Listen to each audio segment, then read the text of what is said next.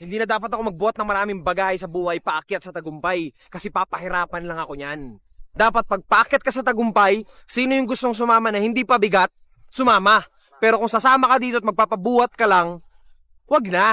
Diyan ka na lang sa kung saan mo gusto. At habang umaakyat kami, at sitahin nyo kami ng sitahin, patuloy pa rin kaming aakyat. Kasi kapag pinansin namin kayo, pagod na nga kaming umakyat, papansinin pa namin yung nanggugulo sa kaliwat kanan. Diretso ang tingin, diretso ang lakad. Paakyat lang ng paakyat.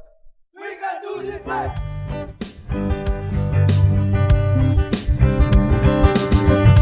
Aalis na naman tayo. Anong plano, anong destinasyon? Maglalayag na naman sa kawalan. Sasamahan, tatahakin ang mundo.